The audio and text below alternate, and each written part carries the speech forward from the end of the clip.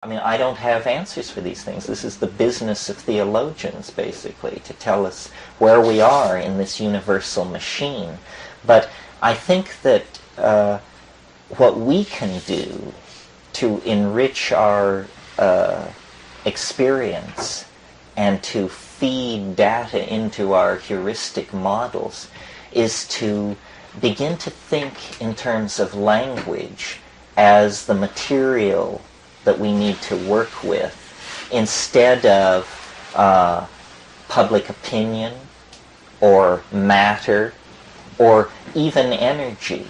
It's meaning that we need to coax into our lives. Number one, as meaning enters our lives individually, we become more capable of raising our voices, both in joyous song and in political protest, if necessary.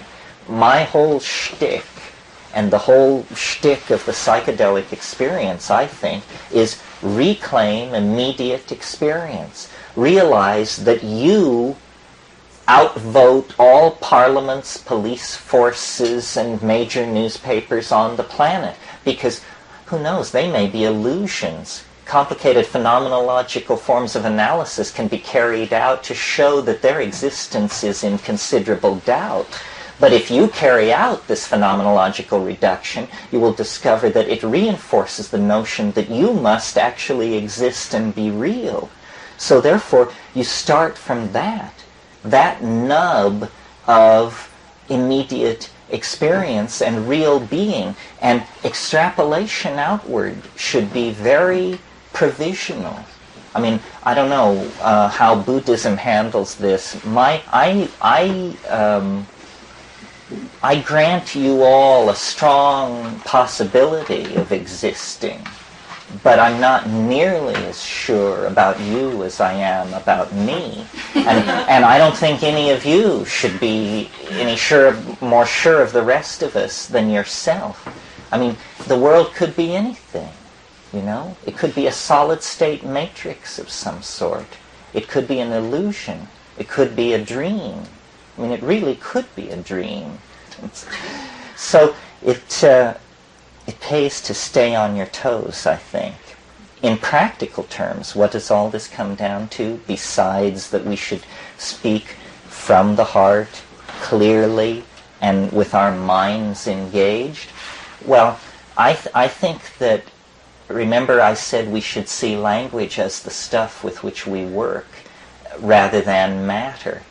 And that means creating a technology of the sayable, making the complete understanding of new puns a national priority on a par with weapons development. It means exploring the real implications of substituting Finnegan's Wake for the Constitution, this sort of thing. Because what we're doing, you see, is pulling the beard of the linear printheads who really believe all of this stuff, who really are lost in the labyrinth of the political errors of the last 500 years. It isn't we can't overwhelm them by force of arms, nor should we wish to. They can actually be teased out of existence because they themselves feel their position to be so ridiculous. It's very interesting how the way the collapse of our enemy in the Soviet Union has exposed the absurdity of our previous positions. All our previous positions are now exposed as absurd, but people don't draw the obvious conclusion. It must also mean then that our present position is absurd. And so it's tremendously liberating. Our culture is ruined. It's a disgrace from which we can now simply walk away. Well, then the question is, into what? And I believe that our persistent fascination with psychedelic states of mind since prehistory forward has been because in the psychedelic state, from the from the very beginning, there was an anticipation of the very end. And the very end still lies ahead of us. What it is that our nervous system is in the process of evolving us through a linguistic transformation where language, which at the beginning of the process was something that you heard, at the end of the process becomes something that you actually see. And this simple shift from seeing to hearing is the key to our being able to finally recognize each other and communicate. Print and linearity and what's called ear bias for language is what has shattered our sense of ourselves as a collectivity. A positive way of putting it is to say it's also what created the idea of democracy, individual freedom, labor unions, the vote. All of these atomized notions of human obligation and political participation arise out of print. But so do ideas like that we're all alike, because letters from printing presses on pages are all alike. The idea that products should be mass-produced out of mass-produced subunits. This is a printhead notion. It could never have occurred to anyone outside of a printing press culture and never has. These ideas have imparted to our existence a tremendous material opulence and intellectual poverty and spiritual uniformity. And now, literally, we have to illuminate our civilization. We have to take its shoddy, spiritually empty Bauhaus skeleton and illuminate it, psychedelicize it, let 1,000 paisleys bloom. In other words, release the design process from a commitment to material values. Well, how can you do that? Because the bottom line of material values is the bottom line. It costs. The reason we build in the Bauhaus style, for whatever reason we got into it, we now build in that style because it's the cheapest around. And once you start adding filigrees and changing things, costs soar. How can you do that in a civilization with a cult of democratic values, individualism, and print-created linear uniformity? Well, the only way you can do it is you have to drop design costs to zero. The only way you can do that is if you build virtually. This means you build in an electronic dimension that is added on to ordinary cultural space like an orthogonal dimension. In other words, it's like a TV that you walk into. It's called cyberspace. And in cyberspace, things are built out of light.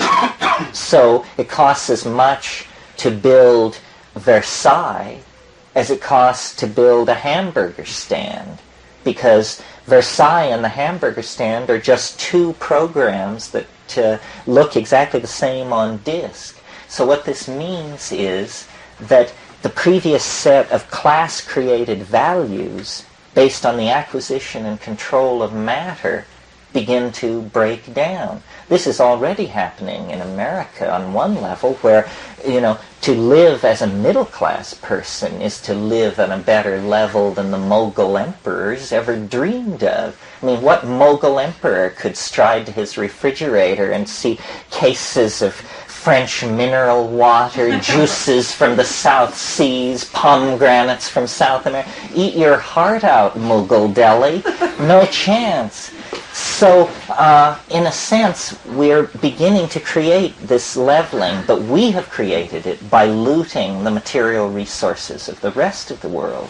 Conceivably, it can be created in a virtual space where we would all live in this world, a rather monkish existence. But, there's that wonderful passage in Finnegan's Wake where he says, he's speaking of the red light district of Dublin, which is called Moycane. And he says, here in Moycane we flop on the seamy side, but up Nient, prospector, You sprout all your worth and you woof your wings. If you want to be phoenixed, come and be parked. Well, he was advocating death as a solution to life's problems. If you want to be phoenixed, come and be parked. My solution is not so radical. I think if you want to be phoenixed, come and be parked at your local virtual reality arcade. And then you can be phoenixed in several ways. Well, some of what I'm saying here is facetious. We talked last night about Stan Tenon's wonderful object. For those of you who weren't here, this is a man, a Kabbalistic scholar, who has developed a piece of sculpture such that when you illuminate it from a certain angle, the Hebrew letter Aleph appears as a shadow. And then you move the light slightly, and Aleph turns into Bet. And then you move the light slightly, and so on. In order, his sculpture produces all of the Hebrew letters as shadows from this beautiful form, which he calls the lily. And it ties in with an experience that I had. But, well, first let me talk a little bit more about this lily thing that Tenon has discovered. He also made one for Demotic Greek, which, you know, for those of us who thought it was proof positive that Hebrew was the language of God, this was a real blow to the chest. But because he did one for Demotic Greek, too, and it works just as well, implying, and he's working on Arabic, implying that perhaps such forms exist for all alphabets. And so then I was thinking about this last night, and I said, well, if there's a sculpture in 3 dimensions that throws the 2-dimensional alphabets, then obviously in a higher dimension there must be a form which throws into lower dimensions the sculptures that make the alphabet. So that means all alphabets, all letters lead back to a hyperdimensional surface of some sort, which can probably then be described with some kind of weird fractal algorithm. And so then I thought, wow, this is a pretty Hebraic vision of what's going on here. We have the alphabets of local languages being generated from higher dimensional objects that are 3-dimensional, that are then referent to still higher dimensional objects that through which the light of God's love passes, scattering out into the radiance of what can be said. And in a way, this is sort of my vision of the millennium, that we will be resorbed into the Word. You know, the whole story begins in principio et verbum, et verbo caro factum est.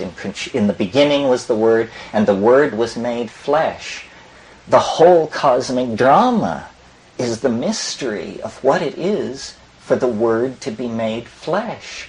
Language is seeking to birth itself into the domain of concrete existence. That's obviously what the Word made flesh means. And it seems to me that if the Word can be made flesh, this implies a reciprocity. It implies that the flesh can be made Word. And this brings us back to what I was talking about at the very beginning this evening, which is the curiously literary nature of reality. That it's much more like a novel by Thomas Pynchon than it is like an equation by Ilya Prigogine. And why is that? Is it because, in fact, the flesh is Word, and that understanding this is the real task of uncovering our spirituality? Somehow it's a riddle, it's a conundrum, it's a koan. If we could correctly understand this, if the world did not disappear immediately, at least it would roll around in the palm of your hand like a spinning marble, as the I Ching promises.